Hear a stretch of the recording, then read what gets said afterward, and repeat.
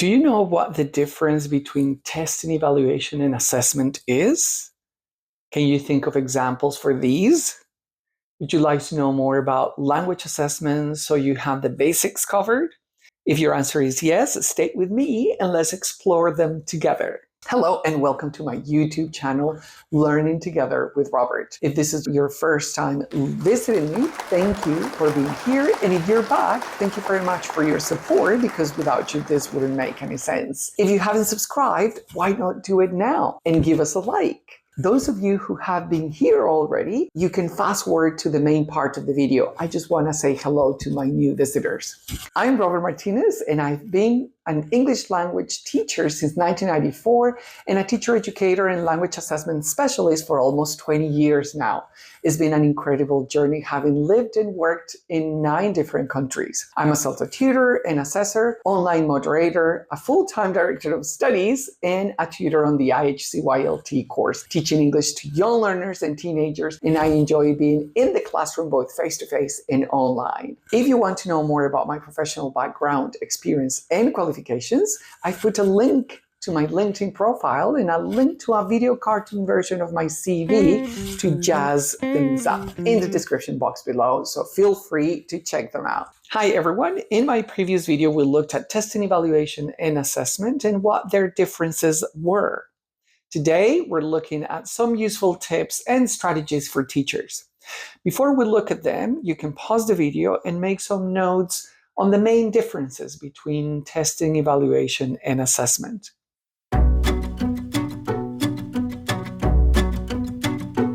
Right, it's time now to look at some tips and strategies for teachers.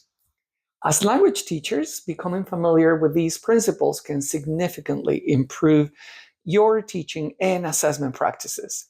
Here are some tips and strategies to help you get started. Number 1, reflect on validity.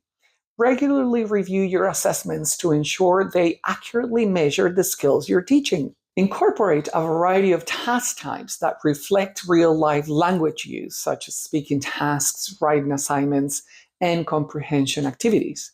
For instance, if you want to see if your students can write a good story, don't just give them a list of vocabulary words to define. Instead, ask them to write a short story using those words. This way, you're really seeing their storytelling skills in action. Number 2, ensure reliability.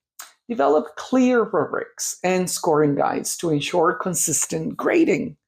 Practice scoring with a colleague to calibrate your judgments. Pilot your tests and make adjustments based on the results to enhance consistency.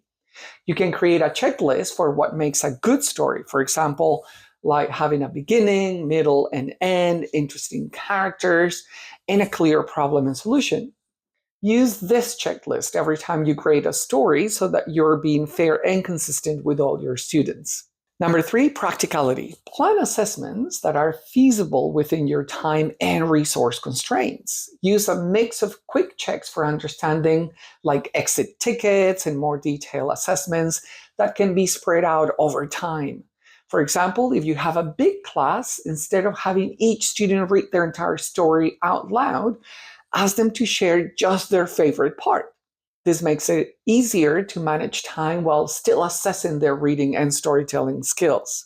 Number 4, consider impact. Design assessments that motivate and engage students. Provide constructive feedback that focuses on improvement rather than just grades. Reflect on how your assessments influence your teaching practices and make adjustments as needed. A way to do this could be, after your students write their stories, give them feedback on what they did well and one thing they could improve. Maybe even display their stories on the classroom wall. This positive impact helps them feel proud and motivates them to keep writing. Number 5, professional development. Stay updated with current assessment practices through professional development opportunities. Join teacher communities, attend workshops, and read up on the latest research in language assessment. You could join a group of teachers who meet once a month to share ideas and tips about teaching language, or create your own group where you work or live. I'm sure there would be lots of like-minded professionals who would be interested in becoming part of a great special interest group or community. Learning from one another and other teachers can give you ideas and help you improve your own teaching methods.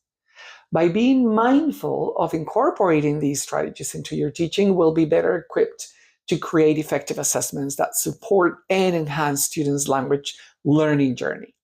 Thanks for watching, and don't miss the next video on the concept of validity. Well, we've come to the end, but I'll be sharing more exciting videos, so stay tuned and subscribe. Do let me know in the comments box if you have any special requests, and I'll try to make a video about them. That'll be exciting, don't you think? I'll make sure I'll give you a shout in the video. Do share this video with your friends, and can I ask you a favor? Hit the like button so that more people can see this video. Bye for now, and remember, learning is fun, and you don't have to do it alone. So let's learn together with Robert.